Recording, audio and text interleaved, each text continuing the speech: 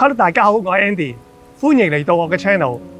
我同好多朋友一樣，好想試下用 Leica 相機，或者買部 Leica 相機翻去玩下，感受下 Leica 嘅魅力。今日我終於有機會啦！我最近都入手咗一部 Leica Q2。如果想感受 Leica 嘅魅力，我哋可以先從開箱開始。不如我哋先睇睇啲開箱片咧。Let's go！ 今日咧我就同大家開箱啦。今日開箱嘅物品咧就係我呢部新買嘅 Leica Q2。咁我諗好多朋友咧都同我一樣啦，喺買之前咧究竟好好奇，我哋買呢個 Leica Q2 嘅時候，究竟呢個 packing 裏邊會有啲乜嘢咧？咁今次咧我都係買二手嘅，咁我就喺浩瀚無際嘅星際大海裏面咧，老闆介紹咗呢一部俾我啦。咁呢部咧就係有盒嘅，咁所以咧我就同大家一齊分享下呢個開箱嘅情況啦。咁佢都保存得好好，有呢個完整嘅盒啦。我哋一齊睇下嚇。先係一個外皮包住個盒，裏邊咧先至係真正嘅銀色嘅盒嚟嘅。好啦，呢個就係 Leica Q2。咁呢一部咧就係19051。好啦，咁啊打開佢嚟睇下咯。咁佢呢隻盒咧就好似個生日蛋糕嗰啲咁嘅，輕輕力開隻耳仔拉出嚟，跟住咧就可以打開啦，就好似個生日蛋糕個盒咁樣嘅。OK， 開咗之後咧，裏面先至係個黑色盒嘅真身。咁我哋又拎開嚟睇下咯。盒底咧就有呢個鐳射標籤，同埋咧一應俱全嘅資料啦。咁佢個盒咧都係保存得好好噶。嗱，而家呢個盒咧就喺個頂望落去嘅。咁咧喺正前方望咧，你就會見到佢係有兩道攝石門打開嘅。咁就好似個女孩子嗰啲嘅首飾箱咁樣嘅，可以咁樣打洞咁掀開佢。開個底，然後開個頂，打開咗之後咧，就會見到另外一個盒，一層一層嘅，有3層。第一層咧就係個機身啦，第二層咧拉開咧就係一個櫃桶，裏面係啲說明書。第三層咧就係配件啦。咁我而家就慢慢同大家逐一介紹下啦。先睇咗機身先嚇，機身咧就有呢個紅色嘅 Leica 嘅標誌啦。嗱，時間關係咧，我就冇特登拆條帶，因為咧當日我買嘅時候咧，老闆咧就已經幫我咧就裝咗條原裝嘅相機帶喺裏邊。咁大家見到啦，呢個就係原裝嗰條相機帶嚟嘅。咁我都有問，老闆，究竟我應該自己配條帶好啊，定係用翻原裝好啊？咁老闆就話隨得你啦。咁因為當日咧匆忙關係咧，咁我都請佢幫我咧就上咗呢條帶先啦。咁好啦，呢個咧就係個機身嘅盒啦。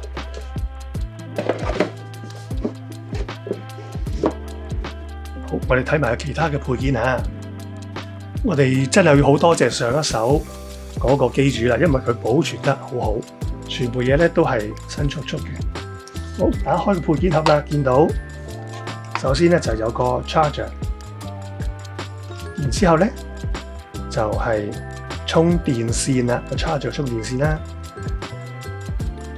仲有呢個原裝袋，本身個袋咧其實裝住條帶嘅，嗰條皮帶嘅。不過我 repack 嘅時候咧就袋住咧就係個好靚嘅原裝嘅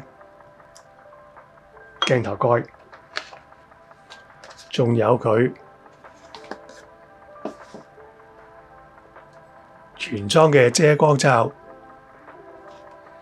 咁佢跟嚟咧機身咧就仲有一個黐住個鏡頭前面嘅咁環嘅，可以擰落去嘅。咁佢目的咧就係方便上咗之後咧就可以上嗰個鏡頭蓋咧就緊密啲嘅。嗱，我而家咧就嘗試做一次啦。都係擰上面嘅啫，擰咗上去之後咧，擰實咗之後咧，就可以直接裝個鏡頭蓋啦。咁呢個金屬鏡頭蓋咧，個鬆緊度咧就可以話啱啱好嘅。不過我見咧當日咧有另外一部揀嘅時候咧，佢裏面咧就已經黐多咗一層厚嘅軟墊喺度。咁目的咧都希望佢貼嘅時候咧可以貼得緊啲嘅。咁至於呢個做法咧就因人而異啦。我自己就傾向於咧用嘅時候咧就唔會戴呢個蓋嘅，就咁袋住個相機。咁至於如果我要用呢個遮光罩咧，亦都要先除咗呢個本身呢個環先，咁先至可以裝到個遮光罩上去嘅。咁擰嘅時候咧，去到尾咧，老闆就教我咧要俾少少力先至可以啱啱好貼到去嘅。咁啲字咧就會對住個白點，咁就靚仔噶啦。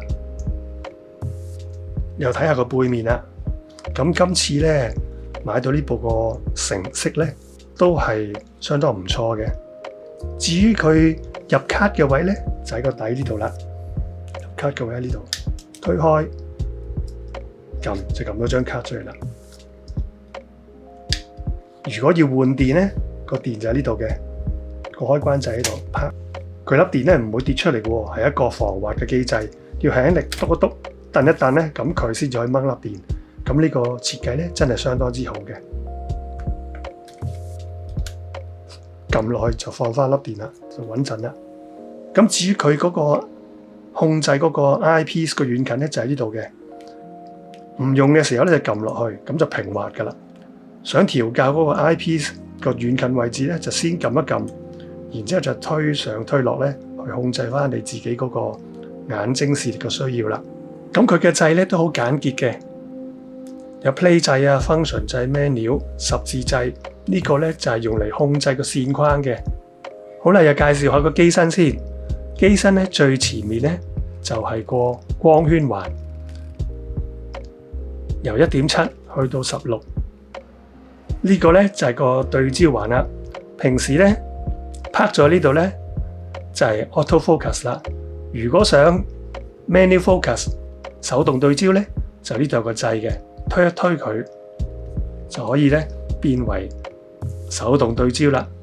由 0.3 至到無限遠。咁如果想用翻自動對焦咧，推近啲，推去 AF 嗰度就變咗做自動對焦啦。如果想影近距離嘅嘢咧，就可以用呢個 macro 微距嘅功能啦。將個微距環拉過嚟呢度，白點對住 macro， 呢個時候咧個對焦尺咧就會自己變咗嗰個比例噶啦。而家咧我哋介紹下，今次咧我就買咗啲咩配件咧？呢個原裝嘅機根嚟咧，佢係得一粒原裝 Q2 嘅電。咁我就知道咧，當然影相有時多一粒電旁身就會好好多啦。咁我咧就於是咧，亦都現場咧就即刻喺附近嘅鋪頭咧就買咗呢粒電啦。呢粒咧就係 BPSCL6，即係咧係 Leica Q3 嗰款新款電嚟嘅。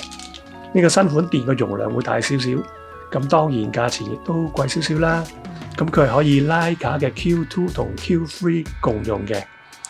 咁賣呢粒電俾我嘅老闆咧，佢都提醒我嘅，佢好好人啊。佢話嗱，記得翻去咧，呢啲電咧要激活嘅喎。咁所以咧，你要擺落去個充電機嗰度充佢，充咗佢之後咧，咁呢粒電先至激活，可以擺落個機裏面用噶。如果你冇激活咧，擺落部機度咧就唔用得噶啦。呢個 Leica Q2 filter size 咧就係49mm 嘅，咁所以咧我就買一個49mm 嘅 CPL 鏡啦，就買咗呢個皮套啦。我就比較中意用紅黑色嘅，所以咧我就襯翻咯。譬如話紅色，我就跟翻個紅色線咁啦。嘅皮套有咩好處咧？咁啊，除咗佢真皮好靚之外咧，咁咧佢係可以咧喺呢度開，就可以好輕鬆咁咧就換電啦，同埋換卡噶啦。因為有啲佢係個底係封密咗嘅，如果要換電換卡咧，就要成個拆出嚟嘅。咁呢個嘅好處咧就喺呢度輕輕一拉咧就得啦。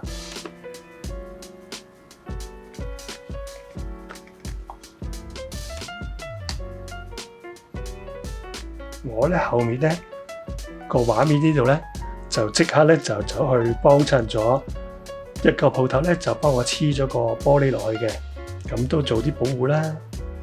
佢都貼得好靚㗎，我覺得佢開機嘅速度都幾快嘅。咁你又會問啦，咦？你咁中意玩配件，點解你又唔裝個 finger rest 喺呢度啊？裝個指托喺度啊？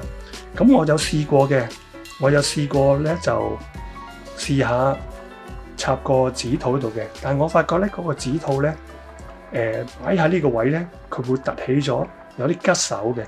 我覺得咧擺落去，除咗拮自己嘅手之外咧，可能咧會有機會撞到其他嘅物件，同埋佢個位都幾尖嘅，我都幾驚會可能有時撞到袋裏邊嘅其他嘅電話啊，或者其他相機啊鏡頭，嗰個都幾尖嘅，所以咧我後尾咧都放棄咗唔買住，同埋我幻想下咧，其實如果有咗個皮套有少少高咗嘅握位，拎落去咧都還可以嘅，因為本身其實部機都唔算係好重。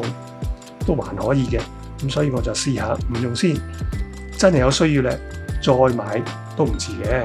好啦，而家就加插一個環節，就係裝 filter 啦。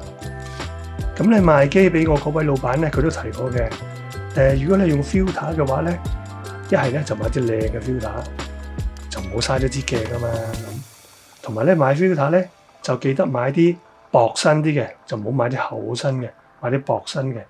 如果佢個 filter 太高咧，有機會就係刮花呢個框框。不過既然用得 CPL 鏡，我就覺得無謂裝個遮光罩啦。亦都因為咧佢裝咗個 filter 之後咧，落呢個鏡頭蓋咧，亦都係冇咁順暢嘅，所以咧。我會揀兩樣都唔用。如果我用 CPL 鏡嘅時候咧，我就乜都唔用啦，就咁。